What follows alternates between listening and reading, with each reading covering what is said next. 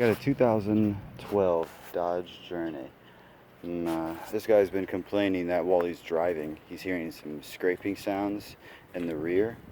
Now, I'm replacing his rear brake pads, and the reason that he's hearing this scraping sound is because his rear brake pads the padding is so worn and so gone that this end piece right here, where my thumb is, so I hope you can see it, this piece right here is the scraping sound.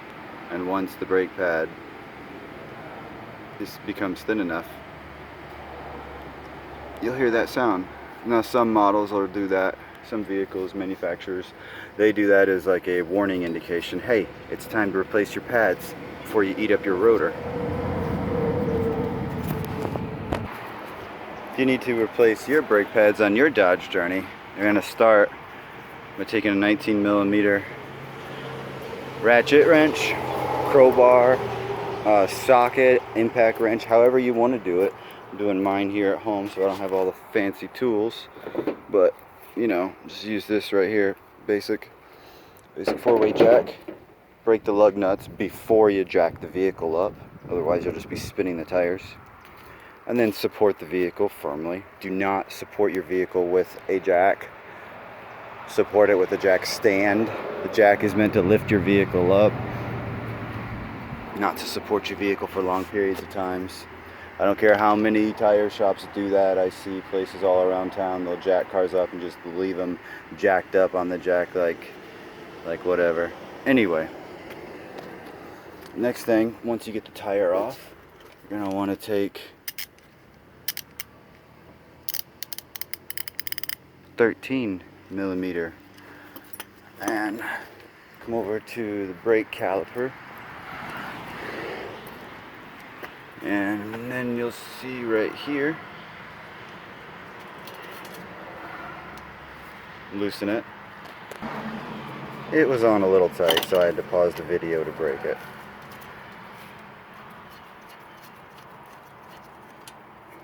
Save this, it's real important. Come over here and do the same thing to this guy.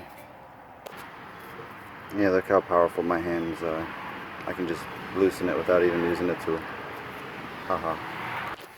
Back over here on the driver's side, I just took the pry bar. You know, nice Craftsman pry bar, not too crazy, not too powerful, but just right. Put the pry bar right here. Pried the caliper off. Okay, and so here what this is doing is depressing the piston back into the caliper. So I'll have room to put the new pads on. Pretty cool tool.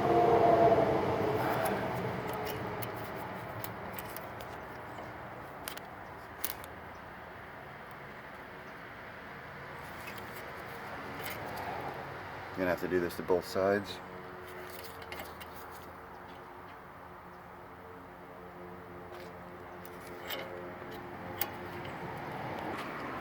Okay, now when you are putting in your new brake pads, you are going to need, and I highly recommend and strongly encourage, brake lube. Any kind of general purpose grease. You are going to need to dip your finger in. Get it nice and gooey. Lubricate these brackets right here. Don't get any padding on. Lube the bottom one. Lube the top one. Remember, don't get the disc. Don't get the rotor. And get this one back here. And this one right up here too.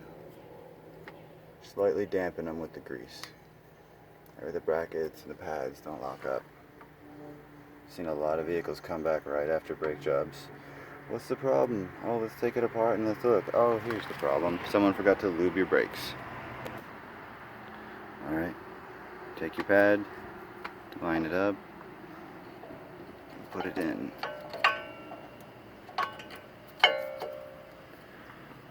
Same goes for the other side.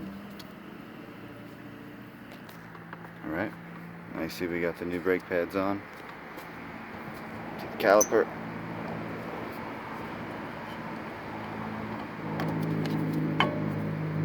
What up here is that I didn't push the piston in far enough, see? There's not enough room, so I have to push the piston in more.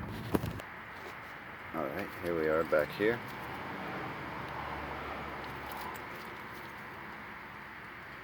Push that thing all the way in.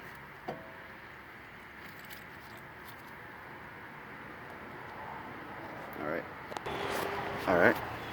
And once you line the caliper up, put it back on in the bracket. Line up the hole with this part right here. Remember the bolts I told you to save? Lube them. Just be extra cautious. Go ahead and lubricate them.